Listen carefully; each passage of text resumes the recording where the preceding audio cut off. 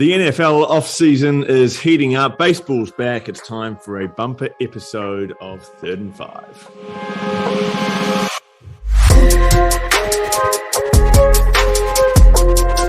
All right, welcome in to 3rd and 5. Dave's poised to crack the opening beer of the night. Kick things off. Dave Rice, James Thwaites, myself here to talk 5 topics across American sports, and there's plenty to choose from, guys. Obviously going to dig deep into the NFL today. We've seen Russell Wilson get traded in the past few days. Khalil Mack today. It sounds like he's going to go from the Bears to the Chargers. Baseball's back. The lockout's over. The baseball season's starting up. It's happening. It's all happening, and that's what you want. Basketball's getting to the sort of business end. You're wanting the playoffs just to start, to be fair, but we're probably a month away before the end of the regular season. So that's obviously everyone's tussling for a spot, and the final positioning's there. And then, as you say, baseball's finally kind of looked like it's got a resolution. Yeah. Fans want. Yeah, it's good. I think for baseball, it looked like it could go on for quite a while. And I guess what happened is once the threat of actually losing games and losing money, players losing pay and owners losing money, came about, there's a little bit more urgency to get a deal done. Are they talking, I think I saw, was it 2 weeks? Yeah. Is that pretty much? Yeah. So opening day is going to be like April 7th, I think. So they'll do like less than 2 weeks. I thought it was like late March. April 7th. April 7th is like a month away. But I thought they were losing 2 weeks of the season. Oh, yes. Well, this is weird because they came out and said we're cancelling the first 2 weeks of the season. And that was like they had a deadline for that, and they blew through that deadline.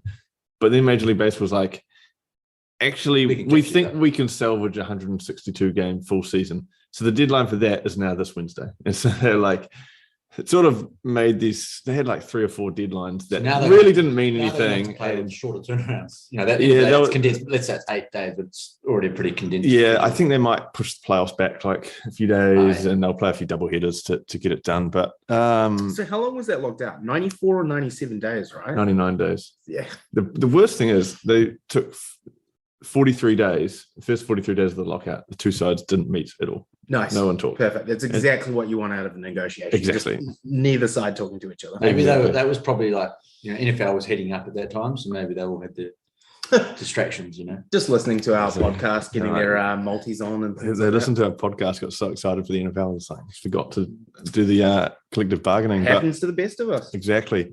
What I think is going to be great is that it basically means we're going to get an NBA-style free agency where there's going to be a ton of deals in the next probably week or so. What's the time frame for it? Or? No deadline, but players report for spring training March 13th. And so we're at March 10 now. So it's pretty much pre-season's, 2 days away. So teams will want to get their rosters in shape, about a week into spring training. You would think, obviously, with all the particularly for top guys. But you would think that sort of organizations and the GMs and managers and whatnot, or coaches would be kind of making key decisions or thinking about, puzzle pieces and what they want to move, like in the background while all this is happening. I don't know. I think it's going to be interesting because technically they're not allowed to do any of that, but I bet they were. I guess what I mean is, I'm sure they're not necessarily speaking to people, but I'm sure in their minds they're like, probably internally they're kind of doing what they can. Well, it's going to be like... It's going to be funny if like a team comes out with a big deal tonight, really, and you're going to I know you had some things that were bubbling away during the lockout. But like the Yankees, for instance, their roster's a long way away from being complete, I think. So they'll be pretty active over the next week. Just like a long way from being complete last season as well. Yeah, they actually the season before that. Yeah. Yeah. So lots to watch there. We've obviously got the Philadelphia 76ers and the Nets on behind us. So Ben Simmons isn't playing, but it's Harden's first game against the Nets, so that's good fun. Seems to be kind of the energy from like just on the ESPN app, and like this feels like probably the biggest game since the whole trade. Obviously it's a game that's come about from that recent trade, but there's a lot of excitement from a regular season point of view. This is probably as big as you get. I think it's probably, I think Seth Curry a couple of days ago was saying that it's as big as when LeBron went back to Cleveland with the Heat or KD went back to OKC with the Warriors. I don't know if it's quite on to LeBron. I like it. Yeah. I don't know if it's quite on that level, but it's probably the biggest one of those sorts of games we've had in a while. Totally. Like we haven't had one of these where, real big ones for a few I think seasons. where you can measure that is, I suspect, this is on is it TNT, so it's on cable television here, and I think it's the sort of game that a lot of people that aren't fans of either team would probably tune in on more than a normal other. Oh, shit, yeah, definitely, absolutely. It's got, rivalry written all over these teams for years to come based on that trade.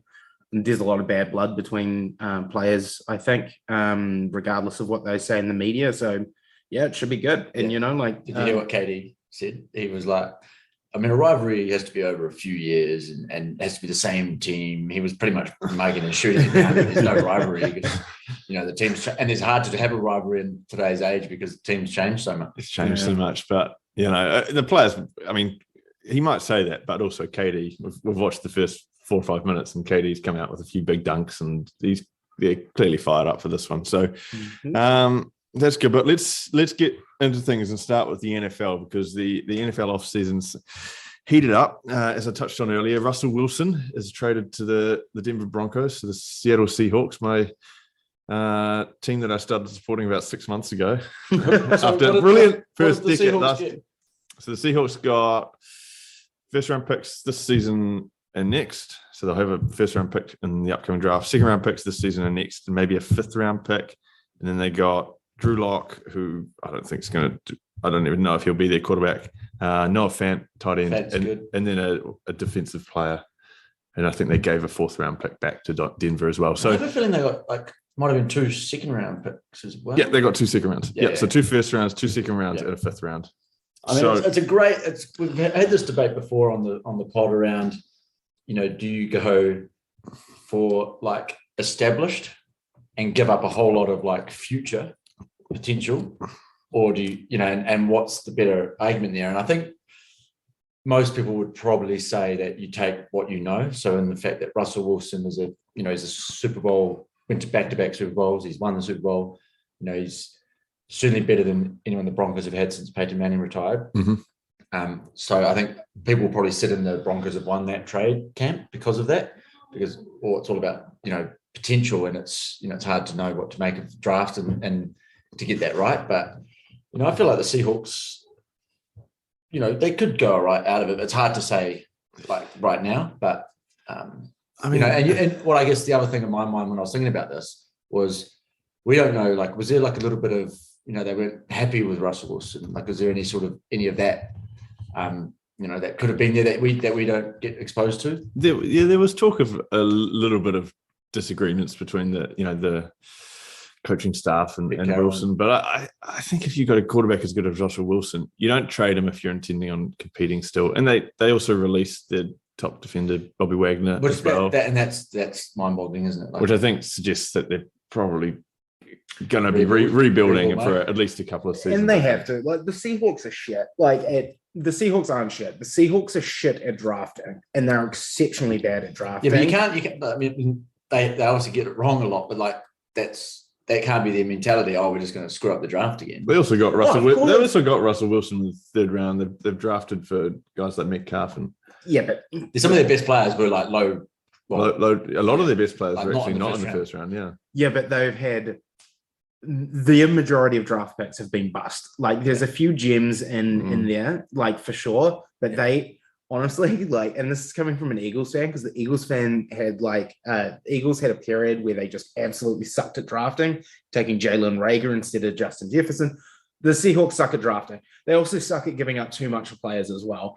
This trade, if you go back and look at what they traded for Jamal Adams when that happened, they gave up far too much of that when that happened. Russell Wilson's good. Russell Wilson will be good in Denver. Is he going to be able to play another 10 years in Denver? I very much doubt it. But will they get probably 5 years out of him? Probably. And that's a good thing. I mean, Russell Wilson's one of those quarterbacks that prides himself on keeping healthy and fit. So he's very much Brady with his health mentality. The first time he missed games was last season due to injury. That was like a thumb injury. He'll be fine there, but the Seahawks are going into full rebuild mode. They need to do that. They're in a pretty tough division as well. So I think they're just going to let the dust settle. Probably, you might see a few more trades from there, but they're not going to go for a big blockbuster QB. to try come in and fix it. Like, I very much doubt you're going Wagner as well was kind of that was to save cap space. That's 100% the move. But you're not saving cap space. Like if you, I don't know. I don't feel like you're trying to save cap space if you're trying to contend. I mean, unless you're trying to find you think you can spread that cap space better to make a more competitive team. But I don't know. Look, like this upcoming draft's an interesting one in the NFL because it's not super hot for like a QB market. So are the Seahawks doing the right thing by probably staying back, probably drafting some defense, rebuilding to those Legion of Boom days to try replicate that, and build around that after that. Build So rather than like a lot of teams go QB focused, like we got to get Trevor Lawrence in here. Now we build a team around him. You're saying, well, actually let's revert to what we do best, which is that defense. It's hard though, because they it's don't not really have a choice. Yeah, they don't have a choice. it's like you're sort of dictated by the draft class Yeah. because if There are Trevor definitely Lawrence is on the board and you've got the pick, you've kind of got to take him if you need a quarterback, Oh, and then build the team around it. Yeah. But if there's no quarterbacks, then you build the team first. And that's what's going to happen. This year, they're going to draft defense, which is fine, and they need to rebuild around that. The following year, they'll look at, getting a quarterback of the future. There is murmurs of that quarterback that did really well in the combine. Was it Malik, who they reckon could be going top 3, and there was no quarterback talk. So that's that's obviously now starting to heat up because I think the draft's normally sort of mid to late April. So we're talking 6 weeks away. I saw him going like number 9, and the Steelers may take. I just saw somewhere else saying they might go 2 or 3, which is I always expect 2 or them 3 to go later. high, Yeah, exactly. But it's But look, it is quarterbacks. So that can happen. This is one of the trades I like. I think it's good for both teams. I think like it is one of the risky ones when you look at how much the Broncos gave up. I think Russell Wilson's will do well there. The Seahawks do need to rebuild because they're in a bit of trouble. John Elway is going to love having someone of Wilson's caliber, with him. That AFC West is going to be a lot of fun though. Shit, yeah. Broncos, Chargers, Chiefs, and the Raiders. Yeah. And when you think of the Broncos Chargers adding Khalil Mack to join Khalil Mack. To join Bosa, like that's the Chargers, and we were sort of talking about this during the week that the Chargers probably they don't quite have the defense to sort of compete with this. But now they've got 2 absolute studs on defense, so they're going to with Justin Herbert now going to be in his 3rd year. Who would you say is like the early season favorite to win that division? Yeah. I mean, you never count out the Chiefs. It'll be the Chiefs. But automatic. the Broncos, Chargers, is like who are you? I mean, who are you Broncos liking is at the moment unknown over because those of the teams Russell too? Wilson. Who am I liking? Broncos. Broncos, Yeah. Just like mainly from defense, I think they're good on defense. Broncos have always been a pretty good defensive team. And then offense, Cortland Sutton, Jerry Jeudy, like they've got some young guys in there that you can throw the ball. When you look at the Chargers, it's Mike Williams, a couple others. So they'll get there, but I think it's going to be tough. I think the other big news, and we can touch on this pretty quickly before we move on to the NBA, Aaron Rodgers staying in Green Bay. Yeah, shit. Honestly, and we said this earlier in the pod, Sai was great enough to take a clip of it and put it on our Instagram page where I said there's no way Aaron Rodgers is staying in Green Bay because of the we cap might bring space. that back. Yeah, well, they made and created a shit ton of cap space. I don't know if it works out in the Packers' favor. I don't think they can. I don't know if they'll be able to compete. Rodgers is a good quarterback. I'm not saying that, but when $50 million is going to Aaron Rodgers, has that actually been confirmed? Is it? No, it hasn't. But that'll be a way because he came out and said that he hasn't signed anything. He's just trying to save face because this is what people are saying. But is it a 4-year contract? Probably, but it doesn't matter if he retires within those 4 years because Brady did the same thing in Tampa. But $50 million a year is basically what it is. He's going to be probably the highest paid quarterback in the NFL. Then you've got $20 million going to Devontae Adams. That's $70 million when your cap space is $210 million for 2 players. I'm not saying either of those players don't deserve that money because they do. Well, no, it takes up a lot of room. If anyone deserves 50, I think is that the right price for the top quarterbacks. I think it's probably a bit higher. I don't hate that take as well. I mean, an elite quarterback is so valuable to a championship team. Correct. Are they worth 25% of your salary cap? I don't know if that's necessarily harsh. But what are you going to base on Ben elite because of the MVP? Because let's look at how many playoff games he's won in the last decade. Well, but what's this is the problem though, like with all these teams. But shouldn't that be the measure? Or is it because he's in a team where he's taken all the cap space, so they've never had a good enough squad? The decision they had to make is exactly the decision the Seahawks need to make. Do we commit to this person and spend shit tons of money? Because like the Broncos are going to have this problem with Wilson next season or the season after, where they have to extend him for a shit ton of money. He's going to be 35. Or do they trade and try get picks? And realistically, Jordan Love could not have stepped up and be QB1 at the Packers because he's not great. But again, $70 million, you've still got a defense that you need to like fill, and you've got like 48 or 49 other positions. Like, I don't see how they compete. The only thing is though, there's so much talent now in the AFC that the NFC is a bit open. So I don't know. We'll see. I wonder whether what the people of Green Bay, it's owned by the fans. I wonder what they sort of their take. I mean, I'm sure they absolutely love Rodgers, but I mean, like I've said this before on a podcast. You've had Brett Favre and you've had Aaron Rodgers, and you have one Super Bowl each from them, and they've been their quarterbacks over there for 20 plus years. Like, I'd be pissed off. Yeah, but I would be too. But I think if you're looking at your best chance to win a Super Bowl in the next 3 years, it's with Aaron Rodgers as your quarterback with what they have now. And I was actually thinking about when we were sort of mugging Rodgers, when we were chatting away from the pod, but. When I think of like Peyton Manning, he won only 2 Super Bowls. I think he won 5 MVPs. Rodgers on 4. So I think Peyton has the record. And then he only won 2 Super Bowls as well. And a lot of that's because the man TB12 was around and sort of took a lot of the AFC. But so I just like Peyton Manning's looked back as like, one of the absolute greatest. And so, yeah, I mean, I think for me, Rodgers needs to try and get that one more ring. I think having that sort of distinguished career with only 1 ring looks a bit, weird because Nick Foles has 1 ring, True. It's bloody hard to win a Super Bowl as well. Like, and that highlights the greatness of Brady. I mean, you could see someone like, things don't work out. Someone like Josh Allen could go and have a brilliant... All right. Well, was that right? I thought you were like bullshitting me. Peyton Manning? I mean, Peyton Manning's gone to 4 Super Bowls. He's won 2. No, I said 5. How many MVPs? 5 MVPs. He's. I didn't say how many Super Bowls. 5 MVPs. Oh, there it is.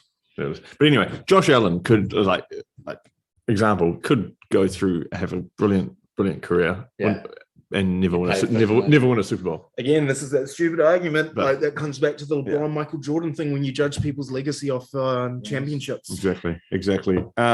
Before we shift, the other QB trade.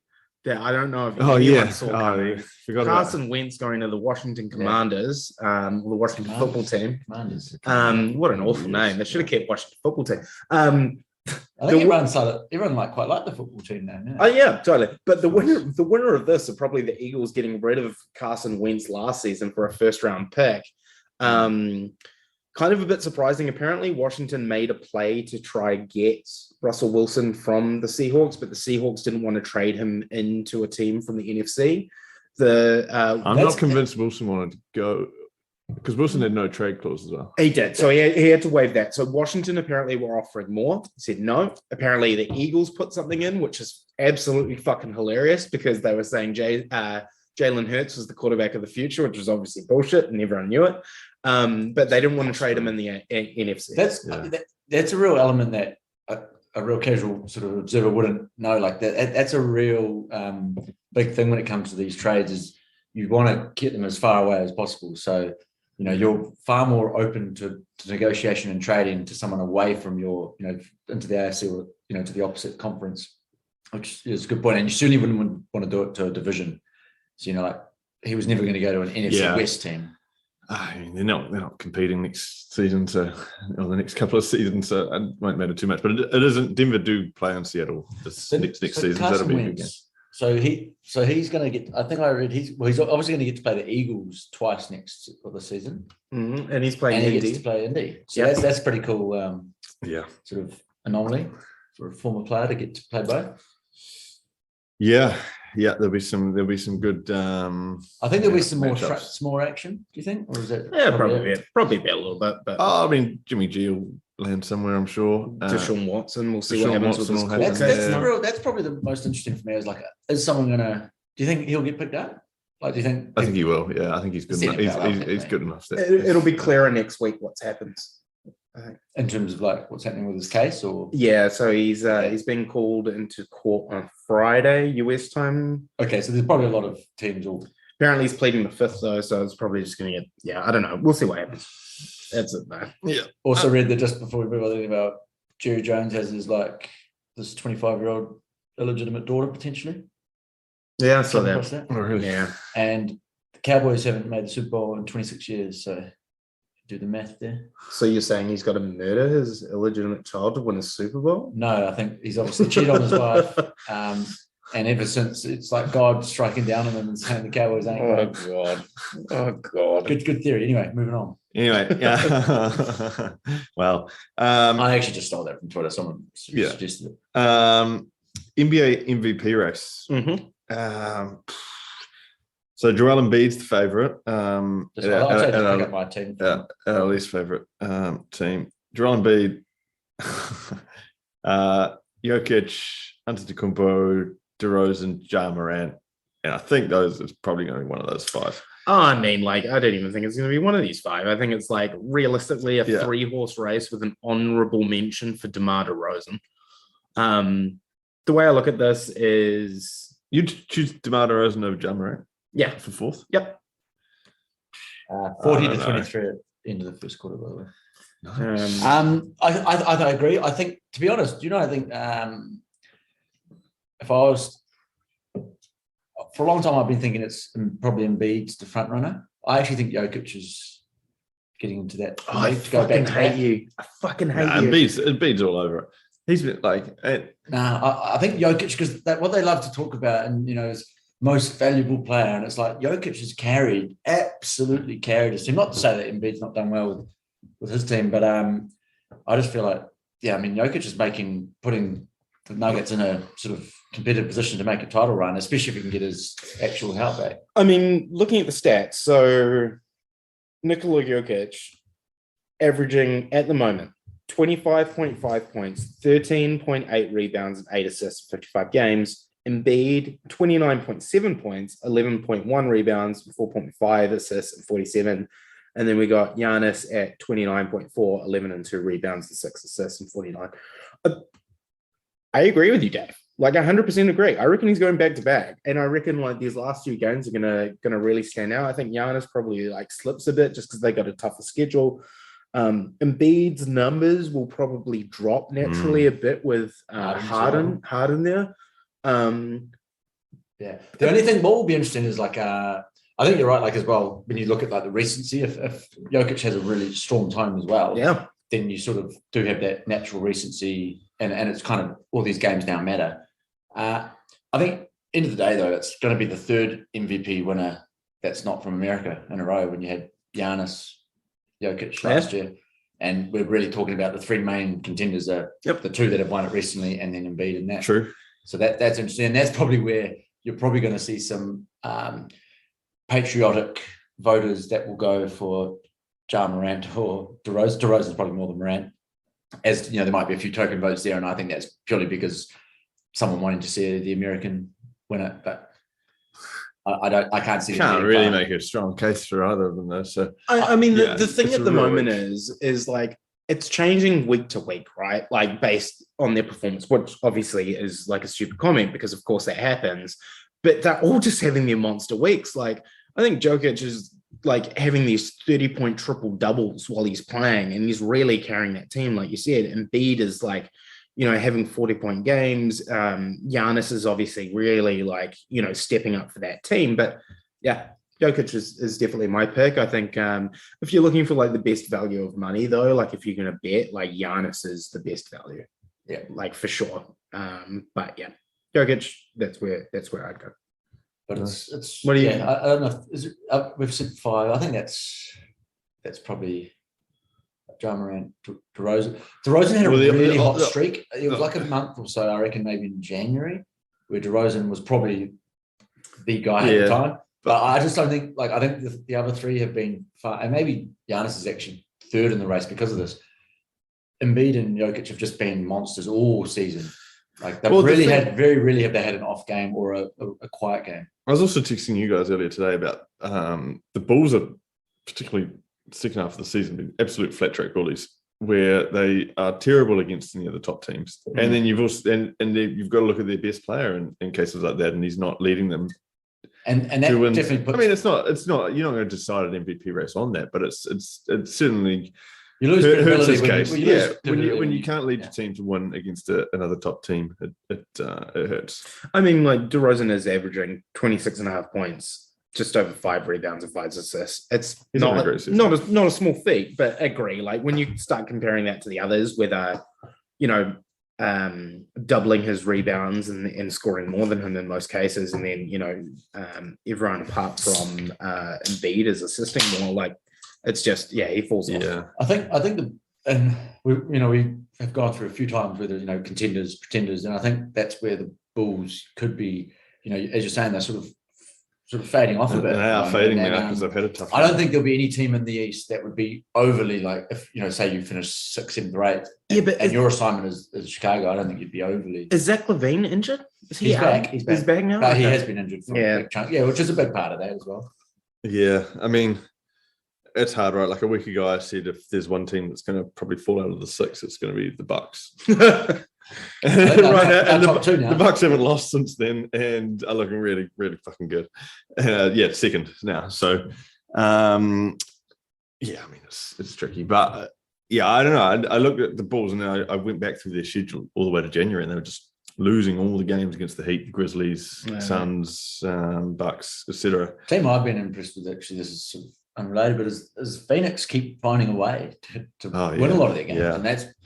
It's that culture, mate. I told you. That culture. They look like they're having fun pre-game. Yeah, but like a lot needs to be said about teams that can get these wins when like the star players are out. I mean, absolutely, they were winning, and that Booker was out for a bit as well. Yeah, so they were just like CP3 only. It was their 2 stars. Yeah, and like these this is one of the magical things I think about the NBA. Whereas it's a long season, they all go through their peaks and troughs. Yep, 100%. And it makes it exciting. It changes week to week. Really love that.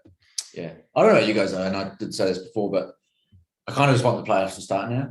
And especially maybe that's coming from a Brooklyn fan where it's been a pretty roller coaster sort of season to support. But you kind of just want to get to that sort of where the games just mean that much more. And I just want to fast forward that month.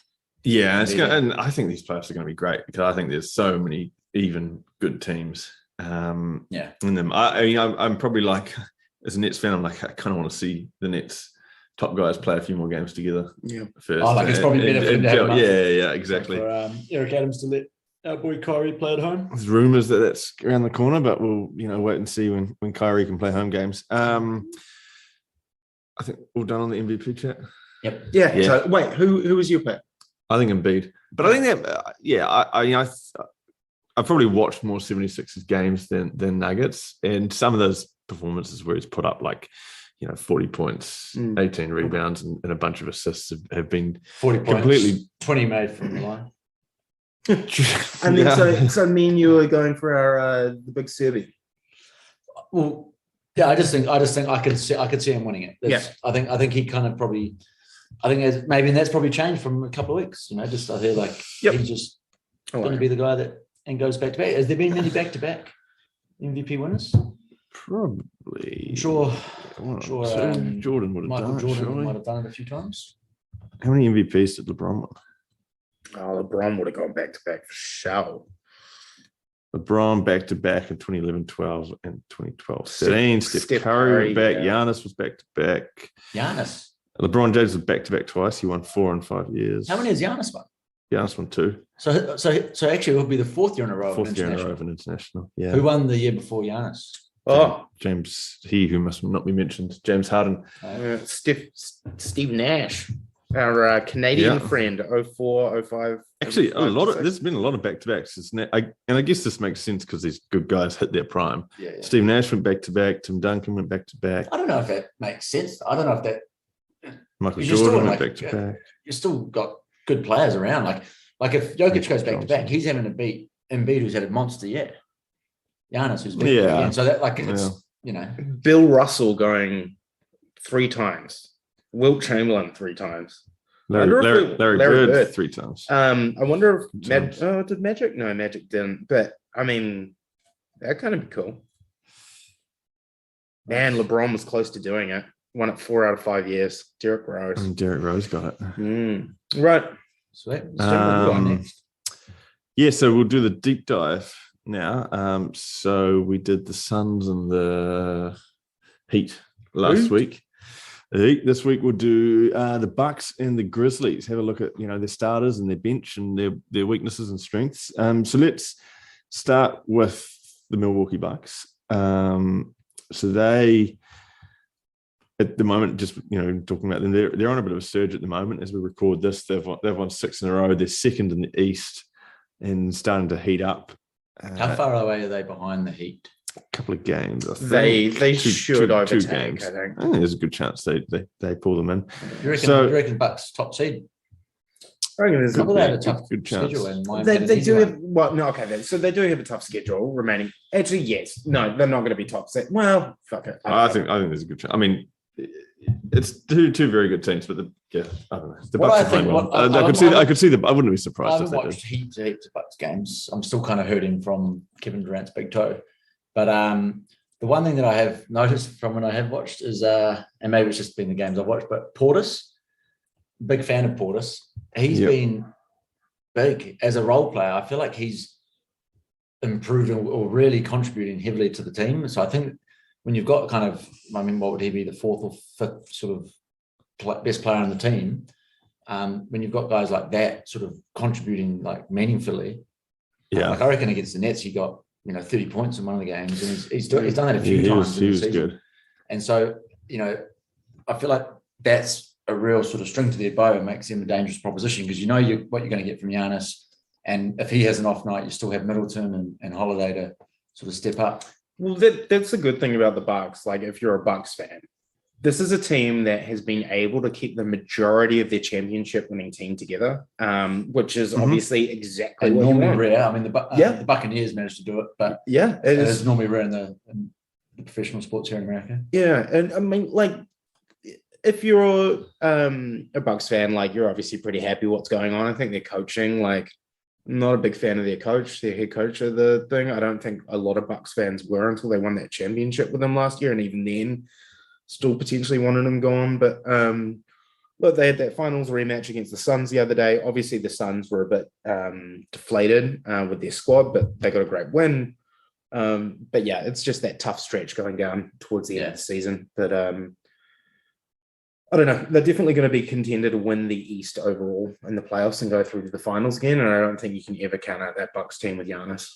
No, I mean, you look through it's a great lineup. Drew Holiday, Grayson Allen, Chris Middleton, Giannis, Bobby Portis. Fuck Grayson Allen. You say Grayson Allen. Yeah. He's the dirty bastard, right? Yeah, he is. And he's been, I was going to say, like, that's the only thing I fucking hate about this Bucks He's got to face you on a punch as well. Oh, yeah. Is he that guy? He's the guy that killed Caruso. Caruso, yeah. Oh, yeah, I hate that guy. Yeah. And he's just smug. He's got a smug face. And he's a known, like, dirty player as well. Like, apparently he's, like, super dirty in college. He's just, he's not great. Yeah, he's a Duke. Did they lose? They had that real good shooter. Is it Connaughton? Pat Connaughton. Is it? Is he still there? Or he's injured at the moment, but he's there. If he comes back, he'll be back mid-March. He's fine. He'll be back. They've got veteran Serge Ibaka on the bench. Old Nets guy Jevon Carter. Yeah, well, good. It doesn't mean much. But no, getting that guy back, you're saying he's back in March? Yeah, back mid-March. Because he's the sort of guy, because you've got the 3 stars, like, he's the sort of guy, and this is what the Nets want to get with Curry or Mills, is like, create space, hugely free space for because the 3 everyone's points. on Curry, on Giannis and Middleton and Holiday, and he's he's a bit of a killer from the 3 there. So also, like, probably one of the players we're not talking about, like Brook Lopez, was great for them in the final stretch. He's obviously been injured. I think probably, like, off the top of my head, one of the more main pieces that they lost in the offseason was PJ Tucker. Outside of that, they've kept Brook Lopez, they kept Holiday, they kept Portis. So good on them. I like that. But isn't Tucker? He's just moved over to another contender, which is in the East. Yeah, he's at the Heat, right? Yeah. Talked last week. So, yeah, goes to show you there's a real sort of, should be a demand for these like hard-nosed role players. All right, who are we going for on the West today? Going for the Grizzlies. So the Grizzlies are second in the West. They'd be winning the East if they were, and actually geographically, there's, you could make a case for Memphis being in the East, but they're in the Western Conference. So they're 45-22 at the moment. Ja Morant, the walking highlights reel at point guard, and they've got Desmond Bain, Zia Williams. Is that how you say it? Zia Williams, Jaren Jackson, and the big Kiwi Steven Adams at center. Hard to get past the big Kiwi. Hard to get past the big Kiwi, but like, I don't think many people knew too much about this team heading into this season, and obviously, and a lot of it's been about Ja Morant this year, and rightfully so. But I've actually been kind of following games more of late, like not watching them, but just sort of following how they've. Like Morant hasn't been putting up crazy numbers, like some of the other guys we've spoken about in the MVP race, like. So they're definitely getting support. I think Bain in particular is kind of, he's scoring in the 20s consistently. So there's definitely getting that sort of all-round support, which is what you need to sort of, compete and the sort of come, in the final stretch, getting into the playoffs. So, yeah, I mean, as you say, like, I'll admittedly say I don't know much about that squad. But now three, like the other day, 3 guys getting more than 20 points, Morant, Bain, and Jackson. Yeah, I mean, they're just like, and not a lot's been made of them, but they are really getting it done. Like they've overtaken the Warriors now in the West. They've really sort of they've been banged up a bit, but still, 45-22 without.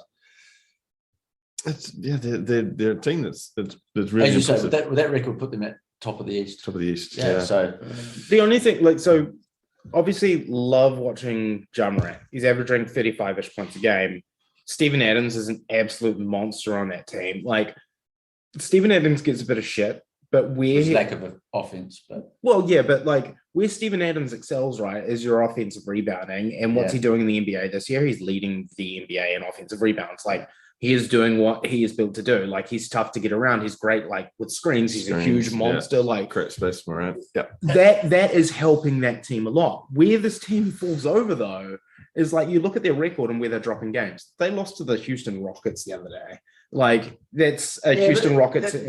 No, I guess at this time of the season, that's the Houston Rockets are terrible. I know that, but I'm saying you are going to very occasionally have those. Very occasionally, but it's not just a one-off. They're dropping teams to like under 500 teams, like a lot, which is concerning. So Trailblazers, See that's setting off alarm bells if I'm a Grizzlies fan, because I'm kind of like, these are games that they should be winning. Does this just say to you that this is quite a young team and maybe they just don't get that motivated against these shit teams? And I don't know. Possibly, like they are an incredibly young team. Like in the NBA, their average age is very low. I think they're probably still around top 5 of the youngest teams. No, they definitely have some vets in there. But on the starting lineup, then. Yeah, what worries me, right, is if they finish in 2 and then they're having to go against like a Nuggets team or something like that. If they drop down to 3, they're going against a Nuggets team. Nuggets are just going to absolutely destroy them, and they'll go out in the first round. I don't see them going. No, they're not going to. They're going to destroy them? The Nuggets. Yeah, 100%. The Nuggets have got 2 of their stars coming back. Let's not talk about the hypotheticals too much. No, but like into those matchups later. This is what worries me though. Like, I think can like the Grizzlies like beat out a series against the Clippers or the Lakers? Yeah, totally. Can they go against like a team like the Timberwolves, who are pretty red hot at the moment and they're averaging close to 120 points since January, which is the highest in the NBA per game? I don't know. But can they beat like a Mavs or a Nuggets? Probably not. So the higher they are, the better they are for them. But there are a couple of teams that definitely want to avoid. I was actually talking. This just reminded me. I was talking to I've got a new workmate today, American guy, and sort of just trying to sort of get a sense of if he's into sport and which sports. And he said NBA, and I go, oh, he lives in New Jersey. So I was like, oh, you must be a Nets fan from, or did you hate them now since they've moved to Brooklyn?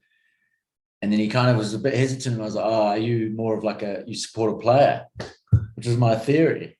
And that's 100% what he does. He's more of a player supporter than a team supporter. Oh, what a dickhead. What is So who does he brought support? brought up in New Jersey, and it's maybe because they've no longer got a team. But all I'm saying is, I mean, it's not were wrong to say it. they Like, trash you when he was remember, supporting you him? mugged me off heavily for saying that.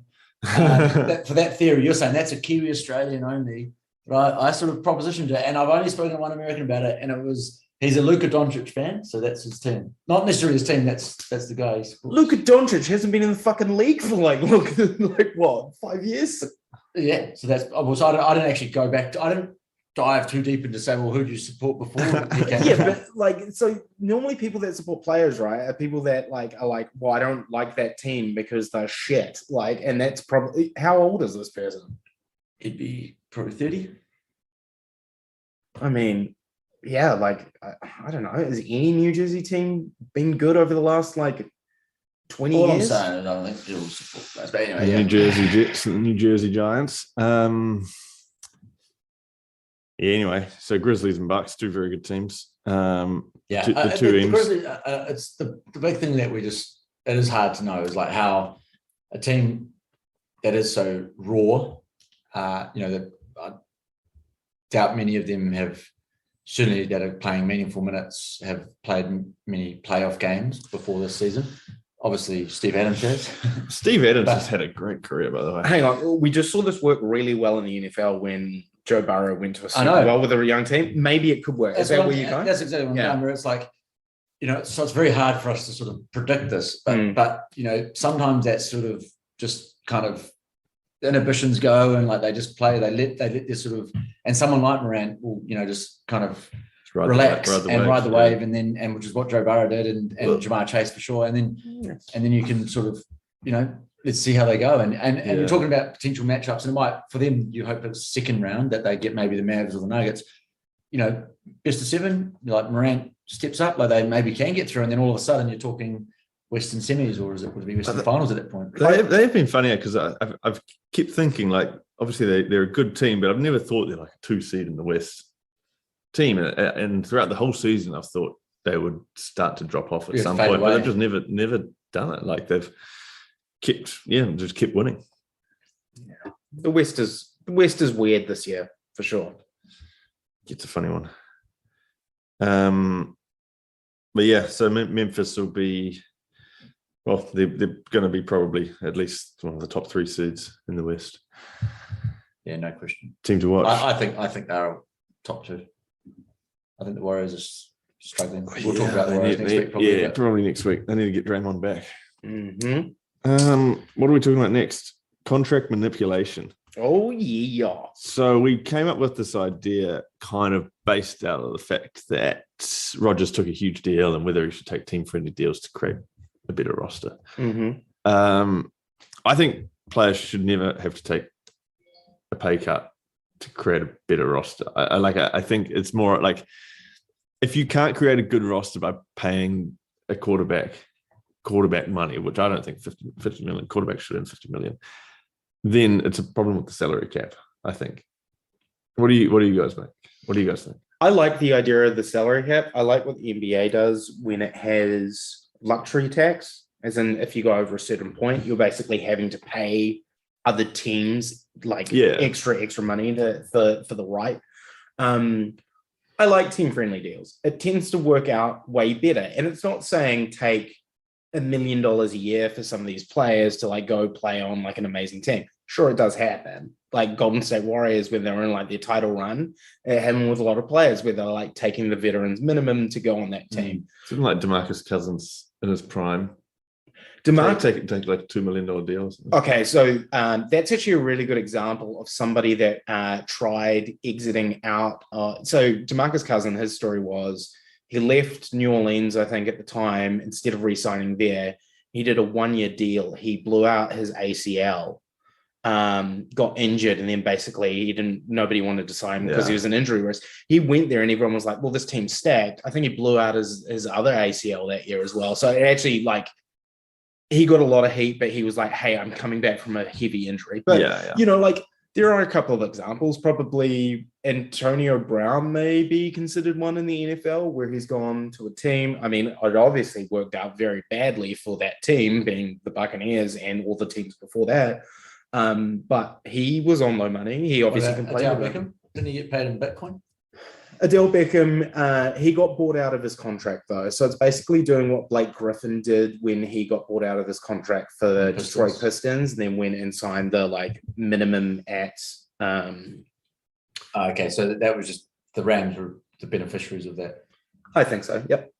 Um, And again, like a lot of I think this whole idea of contracts is very interesting in pro sports because you've got players that do Juju Smith-Schuster. Great example. Instead of taking like a 2-3 year deal, he decided to do a 1 year extension with the Steelers because he knew the salary cap was going up this coming season. So he was like, I can get more money if I hold out. And he blows his ACL. What's he worth now? Yeah, I was going to say that's always the risk when you any time, especially as a wide receiver, where like or possibly running back. I mean, you could probably argue for every position, but like a wide receiver where a really serious like ACL injury, you lose a yard of pace. That's the yard that you might have always had that made you that expected player. So there's always those risks, but yeah, it's a real interesting debate around the manipulation. I mean, like I can see arguments both sides. Like, they earn enough money. One argument of like trying to build a team is like pretty much being selfless enough. I have a feeling Drew Brees in his last couple of years at the Saints took maybe like a $5 million haircut, which probably wasn't enough difference maker, but it was the whole idea was, he was probably definitely worth more than he was getting paid to try and keep other stars around. Because obviously in those last couple of years, he was, going for that sort of second title. Yeah. I think you're more likely to see it in those and you've had a whole lot of this older generation that are retiring, but you're more likely to see that. You call it selfless, but it's like, they'll probably already earned 200 million plus endorsements, whatever, they'll probably, in Tom Brady's case, he's got a more, a wealthier wife. So money's not really a consideration as much, but, it is hard for the superstars, whether it's Josh Allen, whether it's Patrick Mahomes, Herbert, when he goes for his, new contract, like they're going to just take what absolutely maximum that they can get, you'd think. And they should, I don't know, so there's a trade-off, right? Like with these contracts, and you always see them happen, which is like, for these players that take it, because like these long-term deals are good because everyone looks at like that Mahomes monster contract, like it actually works out better for the team because having Mahomes in 5 years at $50 million is going to be actually probably like an average-ish quarterback salary by that point. It's not going to like probably make him top 5. That's a good point. So that was a 10-year contract for 500. Yeah. But now you're going to, when you start looking at the more shorter term, and in 5 years' time, that 50 might be, you'll get someone at like Derek Carr level. Yeah, correct. Yeah. And the other thing to think about with these contracts as well, like when I'm saying like I'm for people taking team-friendly deals, there's a trade-off, right? I'm not saying don't take the money. I'm saying take these team-friendly deals, but make sure the vast majority, if not all of it, is guaranteed money. It doesn't have all these like bonuses and stuff tied into it, because if you're giving the team something, you want something back. And, that way they take the risk of, an injury coming through, because you see it. I can't remember what the NBA player was that went to the Celtics. Basically, he got advice from his manager. I think it was Alexander, but got advice from his manager, hold out. You can get like a much bigger contract if you don't sign this max extension with the Thunder. He basically got super injured, and then he was on like a 2-year, $12 million deal when realistically he would have been on $40 million. Then my flip side though is like, how much money is enough money? I know the tax man takes a chunk of this, but like, let's take Mahomes' deal, 500 million over 10 years. And yeah, good point about the fact that locks it in, and that's not the worst thing, but I think he would have been okay if he signed 300 million. If he only, and let's say taxman takes 150 of that, $150 million, I think he'll be okay. So what's your argument? You should make it even less. Like, well, no, I don't know. The owners are printing money. The owners make even more than 300 million. So I don't think I guess if that money is being reinvested in other parts of the squad to make the squad. No, absolutely. Yeah, that's I'm all for the players getting as much of them. Yeah, for sure. And good point, because it's like owners I'll are take even- a reduction, but and then The owners are even the owners richer. just like you beauty. Yeah, and exactly. I'll keep it. Yeah. No, that's a good point. But I assume we're talking. There's like a salary cap, and we're trying to get to that maximum every time. And it's like, well, how do we use that 210 million? And it's or 208, I think it is. And it's like, well, yeah, I'm okay with it. But I think there are other ways where you can, as you pointed out, with max deal, like the sort of guaranteed, like you can. Yeah, and There's various ways of kind of. you see people restructure contracts all the time where they just like do it in like guaranteed money. I think like one of the best examples or arguments with this, and I'm surprised none of you have brought this up yet, or maybe you're waiting to, is the whole Kevin Durant to the Golden State Warriors. So this is a common argument where like Kevin Durant jumped off from the Thunder, went and signed with the Warriors for less money just to win rings. Did Kevin Durant create like the idea of super teams? He absolutely did. And if you want to blame someone, you could probably go back and look at LeBron James at Miami Heat. Absolutely. To put this in perspective, Kevin Durant played 3 years with the Golden State Warriors. He won 2 rings. He obviously blew out his ACL in Game 5 against the Toronto Raptors. For those first 2 years, he took 2 years for $54 million. So he's still earning $27 million a year. It's not like he's earning $10 million a year to go there. I think it was just very lucky that Golden State Warriors had the cap room. And then his 3rd year, he was paid $30 million. So it's not like, I think he's definitely like adjusting his value a tiny bit to get onto that team by not like demanding max, but it's also not like exactly he took like a tiny amount of money. But that's what I'm kind of trying to get at with quarterbacks. It's like, I'm not saying that they go from getting paid 40 to 15. It's just, you can they sort of restructure or take a little bit less with the proviso that, you keep Devontae Adams or you do this. I think like, especially with those longer term deals, it's such a like tightrope walk with all of this because like you see what happens with Deshaun Watson, where he just does not get happy with the team and he wants to walk away, and demand a trade. Russell Wilson had no trade clause, but he's walking away from this team, Yeah, I guess the worry is that it can become the expectation that someone needs to like, I don't mind it so much in little one-off instances, but if it becomes like the norm or the expectation that players need to take pay cuts in order to field a competitive team, then it's just like, I don't know. I feel like there's something wrong with the salary cap then at that point. Yeah. I mean, like the other thing is though, like, does it make the NFL unfair? I don't think it does. I think when you look at it, right, like Tom Brady. Well, the Bucks, end of the day, the Bucks didn't win the Super Bowl this year, and they were able to keep most of the same team that have gone and done the business. Tom Brady played there for 2 years, and we're talking about the Patriots and his longevity there and the contract structure there. Yeah. Where it's like, like obviously they had good players come in, but I don't think, could you say the argument that if Tom Brady hadn't have done that, would they not have won the Super Bowls? I think they still would have won Super Bowls for sure, but I think, it just gave them, maybe a slight edge. And Tom Brady was always one of those people that wants a slight edge. Yeah. You got to know your worth, though.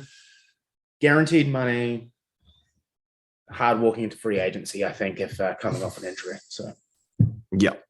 Imagine like a quarterback contract where it's talked about like it's all on the proviso that like Adams stays, Aaron Jones, like all these guys have to be. Well, like, that's the thing. And, you can like, but they might want to be more, not selfish, but like they might want to be maximizing their pay. I just think a lot of the time with QBs in particular, there is a bit of an ego, and maybe this is as a Cowboys fan, where like Dak was doing a bit of a holdout, for one of the seasons recently, and it was just like, and it was on the back of I think Carson Wentz and maybe Jared Goff getting these monster 164 million 4-year contract, which at the time, 35 mil a year, I bet was about the biggest, and then he got the biggest, and I was just like, fuck, like they all want to get the biggest. I rate Dak, but it's just like I don't know if he's like. He's not the elite league. He's kind of like second tier of like the. I mean, quarterbacks. The same thing's about to happen with Kyle Murray. What's his contract going to look like? Kyle Murray, Dak is exactly that kind of category for me. That second tier, elite, like definitely better than these guys that are going to pretty much be career backups that a lot of teams seem to have as starters. Daniel Jones, Sam Darnold, but like, you've definitely got your elites, which is your Josh Allen, Mahomes, obviously Rodgers, like. Yeah, and then there's that sort of second tier. I think there's definitely a distinction at the moment. For sure. Yep. Cool. No offense, Daniel Jones. What do you think about Trubisky's another trade, actually? Trubisky is going to get traded to a team. He's going to be a starter next year. The Giants, I thought. I don't think the Oh, Giants can afford him. I don't think the Giants can afford him. Fuck, I thought that was confirmed. I thought it was locked in. No, Because I thought that was quite a good trade where it pushes Daniel Jones like it's a probably evenish. Yeah, I did see that they were looking at him to do it, but maybe I'm wrong. Right, well, let's wrap things up by taking a look at betting tips for the weekend. I think, so you're looking at a few NBA games? Yeah. Again, lots of great NBA games like coming up this weekend as well. So the games I'm looking at Saturday, US games, which are Sunday, New Zealand, Australia. I'm looking at Cavs and the Bulls. I think that'll be a bit of a fun game to watch, where the Bulls continue that slide against those teams like you rightly brought up earlier. So I'm going to look at Timberwolves Heat. Like I mentioned earlier, Timberwolves have been averaging the highest points per game in the NBA since January at 118.5. So I'm super, super interested in that game. And then we got Bucks Warriors, which should be a great matchup. Bucks probably edging that, but keeping an eye on this Draymond Green news. Draymond Green, obviously one of the key players for the Warriors. He's been out for a while, and we haven't heard a lot of updates, which is a bit worrying. Didn't he say he was targeting? Did he say like? March? I mean, there were rumors he was gonna return last weekend, but nothing's really happened. So. Targeting March 14 return, so that would be just after the weekend. As a Warriors fan, you'd be hoping he comes back, and then probably the Raptors Nuggets. So I'll be looking to probably put my multi on between those 3 out of those 4 games for sure. That Timberwolves Heat, I think, probably looking at the Timberwolves to upset the Heat there. Where's that one be played, Darren? No idea. Probably doesn't matter. Probably the Heat. Who are you going for? You're going for Timberwolves regardless. Yeah, I like Timberwolves. It's in Miami, so it would be an upset. So that's good. Yep. Good value on that. I think Cavs to beat the Bulls, and that. I mean, as a Saturday. As a Nets fan, I really want the Bulls to win. I think I'll go for the Bulls on that. I think they've been out of sorts. You pointed it out rightfully, but I think they can get. I think Levine is back.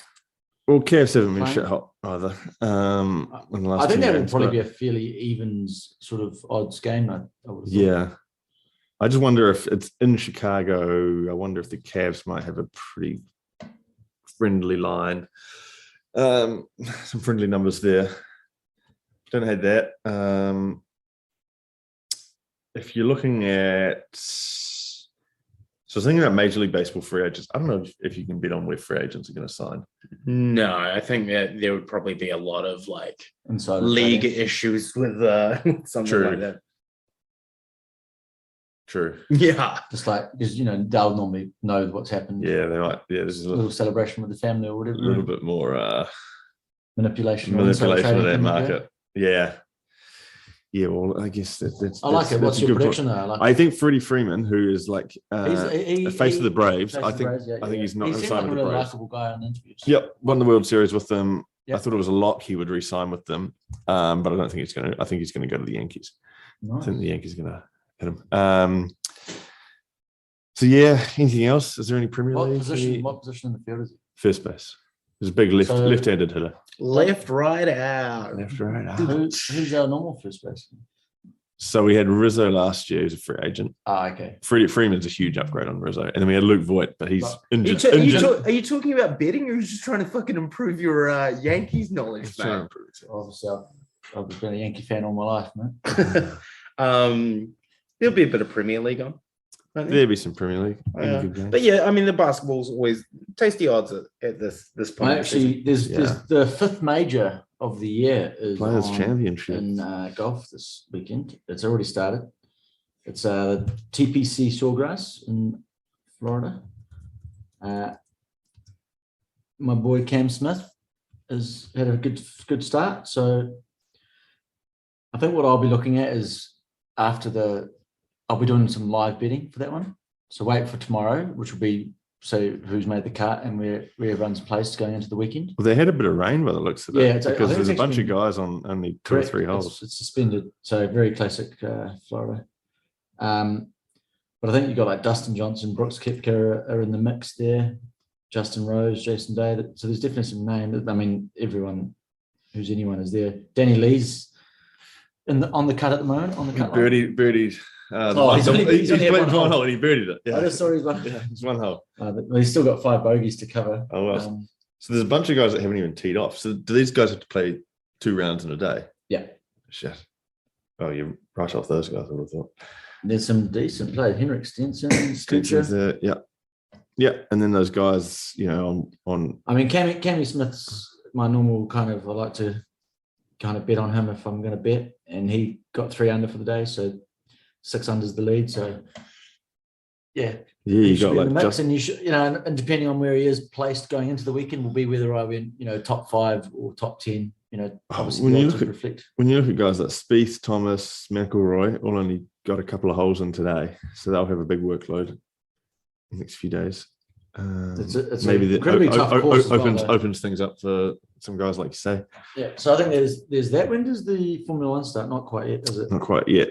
Drive to Survive comes out tomorrow, which is exciting. And I think the first Grand Prix maybe the following weekend or 2 weeks away.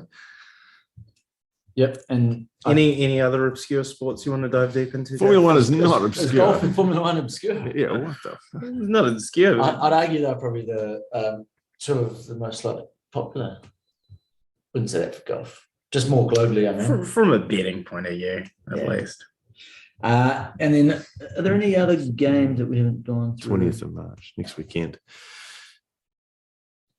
I mean, the Nets to absolutely wipe the floor with the Knicks on Sunday. I think it's pretty. Cam Reddish just got ruled out for the season, so the Knicks waved the white flag a few weeks ago, and it'll be interesting. It'll be like a home game for the Knicks. Those tickets have skyrocketed with Knicks fans jumping on that crosstown thing, because normally MSG and the Nets fans don't pay. Nets fans don't pay for the tickets. Hang on, I was saying that prices for tickets on Sunday are through the roof at the moment. Like minimum $120, and normally you can get like $30 tickets. Were you saying there are rumors on Twitter about Kyrie potentially being able to play on Sunday? Yeah, fuck. I'm living and dying by this at the moment, though, so who knows? I feel like there's always a rumor on Twitter about that. Is it the rich, the New York Knicks fans coming over? Shit, yeah, because like the it's still cheaper than their tickets. Yeah, shit, yeah. Like that's the problem. Like everything at MSG is normally. It's kind of made me think. I don't think I'd ever feel the need to go to that rival game. Like it would obviously be cool, but it's just like just take that game for example. The Knicks are playing like they're not really in the mix. I mean, I guess you've got Kyrie coming back, but I'd rather spend that 120 on a playoff game. I think you'd rather go to the game at MSG if the two teams are playing. But as well, like if we paid like $30 to get in and watch the Nuggets play at Barclays Center a few weeks ago and see an MVP candidate play. I'm not going to pay like $120 to get in to see the Knicks. An overpaid Randall, but so I'm going to the Hawks Knicks in a couple of weeks, which next week maybe week after, which I'm super excited about because can't wait to hear an entire arena chant "fuck Trae Young" over and over again. Yeah, it's going to be good. Some history there. Beautiful. All right. Well, we'll wrap it up there, I think. But yeah, shame James Harden. You're having a terrible game. Get fucked. Get fucked. That's where we're leaving it. Yeah. Take care, guys. Thanks for listening in and making it this far. Check us out on social media, and we'll be back next week. Bye.